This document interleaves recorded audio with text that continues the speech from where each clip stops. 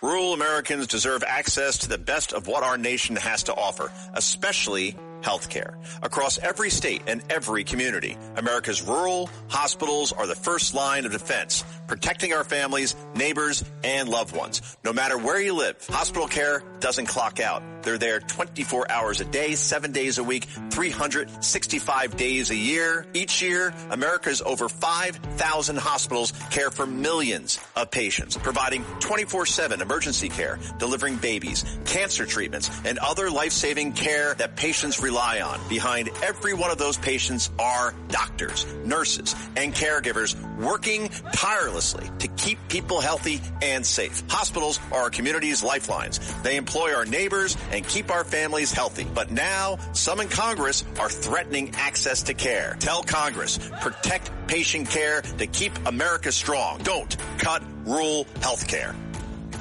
The James Golden Show on the Red Apple Podcast Network. Yes, ladies and gentlemen, with everything going on, and there has been a lot this morning, will continue to go on, we have been remiss to not even acknowledge that one of the greats, Neil Sedaka, passed away. We'll get to talking about that a little bit more. Right now, though, John Catsimatidis is in the studio, and we have KT McFarland, who is on the telephone. Welcome, both of you. I want to ask you both, and John, perhaps we can start with you, what the impact of these operations, the military operations that began today with Iran and Israel, United States against Iran will have on shipping and oil, and then the broader impacts. This is a short segment, so I'm going to ask both of you to also hold so that we can discuss it with a little bit more length. John, what do you think? Well, I spoke to our oil company, and they're up to date on everything.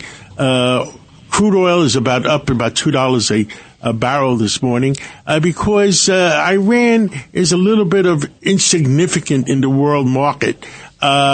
And they become insignificant where all their product was going to China or Russia, and that's who was really buying it. So it won't have a big effect in the overall oil market. I mean, it has fluctuations, as we say. I think the big thing in KT, we're all getting up to date, because as of last night, and it didn't look like anything was going to happen in the next 24 hours. But President Trump, he presses the button when he feels like he wants to press the button. And the other great news is Saudi Arabia has joined our side. But KT is. She's been in Washington all her life, and she is the expert. KT, who is on our side and who's not? Well, everybody's lining up with us. And as you point out, Saudi Arabia, the Gulf Arab countries, they're lining up with us. Europeans, a lot of them have lined up with us. I mean, look, the Trump haters are never going to line up with anything President Trump does. But the countries I'm looking for, are they going to make any noise? China and Russia have surprisingly been silent. Remember, it's the axis of evil. It's Iran, Russia, China. Those are the big allies. And so far, Russia and China are sitting this one out. Well, why do you think? Go ahead, Bo. KT, why do you think they are sitting it out? Especially China. Russia, understandably, has their own problems in the Ukraine and beyond. But what is the stance of China with this? Well, as John pointed out, where does Iranian oil go? Where does China get its oil? China has gotten oil from Iran on the Ghost Fleet tankers after the sanctions were imposed. But China increasingly gets all of its stuff, a lot of its energy from Russia. I think 95% of Russian energy and oil and gas now goes to China. China buys it at a greatly discounted price. But effectively, China is owning the Russian energy industry. Why? Because Russia needs the income to pay for the Ukraine war.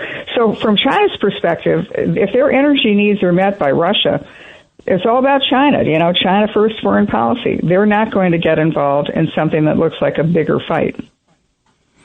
Now, that is something when we get back from the break that I would like to address with both of you and have your thoughts on. When you begin a military action, one of the axioms is you never know where it's going to end.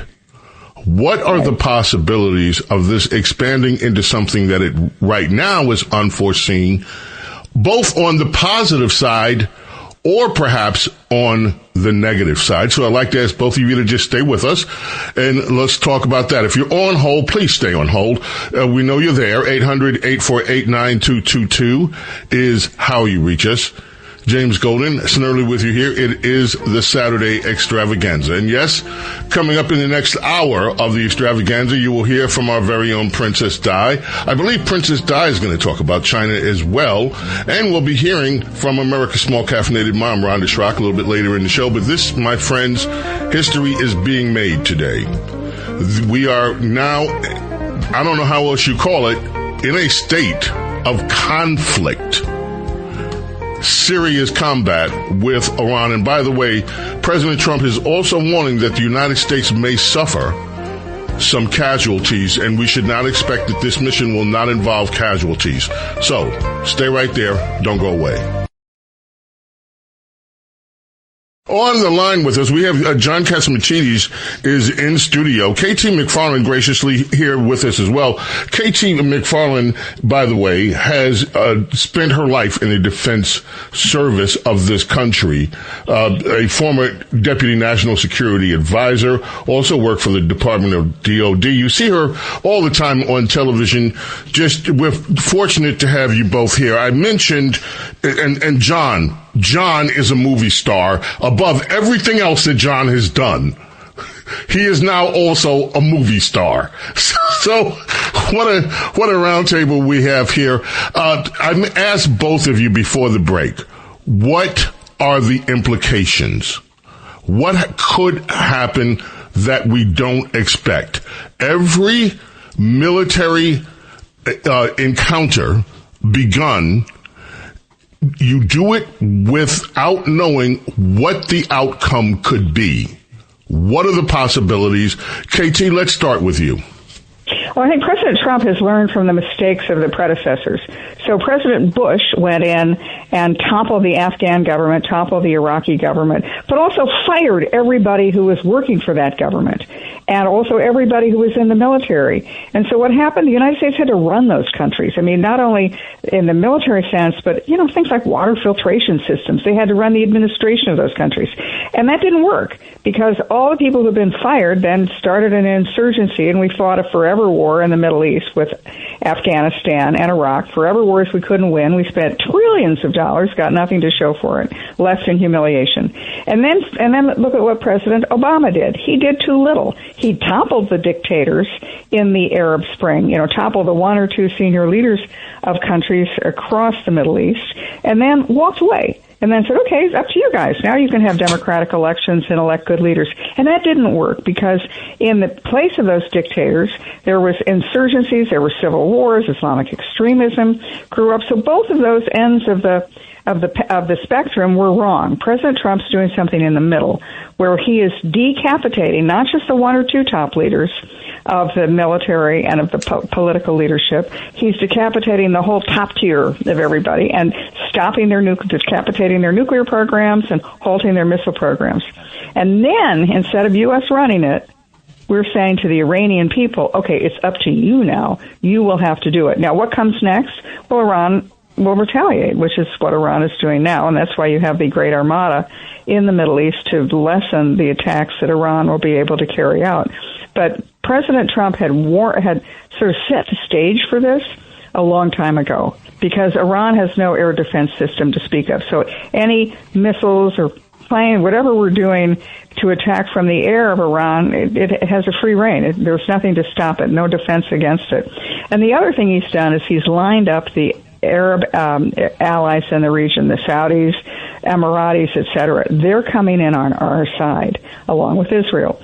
So he's isolated Iran diplomatically. He's isolated Iran militarily. He's defanged Iran with the destruction of the proxies in the last several years, obviously with the help of Israel. So Iran is in the best shape it ever could, the weakest shape, from our perspective, the best shape. Iran is as weak as now as it has ever been, and now it's going to be up to the Iranian people. Wow. John, do you see any downsides that could happen here? No, but we should treat China with a little respect because they're depending on their oil. from Iran, and you don't want to create a World War II operation. And KT, you're a historian more than I am, where one of the reasons for World War II, Japan attacked Pearl Harbor because we cut them out of oil. Oil embargo. Yep, the oil embargo. And China needs their oil. I mean, Russia could supply a lot of it to them. And, oil went up about $2 a barrel this morning. And the fact is that China is buying it at a 30 to 40% discount. So they're making $1 zillion on it, and Russia is depending on China to keep their budget going, because the only thing they have to sell is oil. And when President Biden had oil up to $100 a barrel, let's remember this. They produced 10 million barrels a day, Russia. They were making $1 billion a day. That's more money than Russia ever saw before. Iran was making $1 zillion because Iran was producing 300,000 barrels a day under Trump 45 up to 2021. And all of a sudden, Biden allows them to do 3 million barrels a day.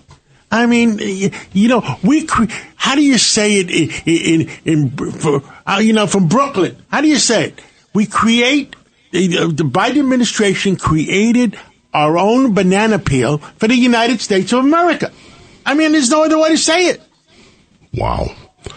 Let me just ask you both, what good could come out of all of this? What could the world look like in the best possible scenario, KT McFarland? The best possible scenario is that the Iranian senior leadership, like at the generals level, the political military leadership, they're gone. And then the lesser levels, as President Trump, in a brilliant statement where he made the case for the attack against Iran, going back throughout the history of how Iran has been the world's major source of instability and crises for the last 40 years. He then made the point to the Iranian Revolutionary Guard, which is their military, but their military controls at least a third, if not more, of their economy. It owns companies. And he said to them, lay down your arms. You're going to have complete amnesty. So the best possible world is that they've decapitated the senior leadership. The Revolutionary Guard lays down their arms and cooperates with us. The new leadership takes over. The United States works with Iran, as John very well pointed out, to develop their oil and help them sell their oil abroad and sell it to China and everybody else. That's the best world for Iran. It's peace in the Middle East. It's peace in Iran. It's no more nuclear weapons for Iran. It's no more missiles that could challenge the United States. It's no more proxy wars. But then the longer, bigger term perspective is that the United States will either control or have enormous influence on the world energy supply, whether it's our Gulf Arab partners, it's Venezuela, the United States, potentially Iran. And as John pointed out, whether it was World War II, started because the United States restricted Japan. Japan felt that it had no alternative but to attack the United States because of oil. World War I started because of energy, as the Germans wanted to make sure that they controlled the oil fields and the coal fields. World War II in Europe started because the Germans wanted to control the oil fields in Central Asia. Oil has been at the center of every major war and peace and prosperity for the last 100 years. KT, I'm going to have to ask you to come back one day and explain World War I to me. And I'm glad you did it very succinctly there. I have been trying to understand the true origins of World War I almost my entire life. And I have not come up with a definitive. I still don't understand how it came to be. And I look at World War I and World War II as almost, though, the same war with just a brief... Yeah, with a pause. Yes. Mm-hmm. So Okay, well, we got to stop for a break here. Thank both of you very much. I want to grab some calls. People have been waiting over an hour, and grab some calls here, and we will continue. So thank you both. Appreciate the time for your being with us, and we will keep close track of events as throughout the day and throughout the weeks ahead on this. KT McFarland, John Catsimatidis, thank you both for being with us this morning. Thank you, Bo. May we have peace in the world and get rid of terrorism in the world and have a free world. And that's what we all want, is a free world. Amen, John. Thank you. And thank you both. James Golden is Nervly here. Thanks for listening to The James Golden Show. You can hear The James Golden Show Saturday mornings at 7. If you like the podcast, share it with your friends and listen anytime at WABCRadio.com and download the WABC Radio app. Hit that subscribe button on all major podcast platforms. Plus, follow WABC on social on Instagram, TikTok, Facebook, and X. See you next time for a new episode so you never have to wonder, what the heck is going on here?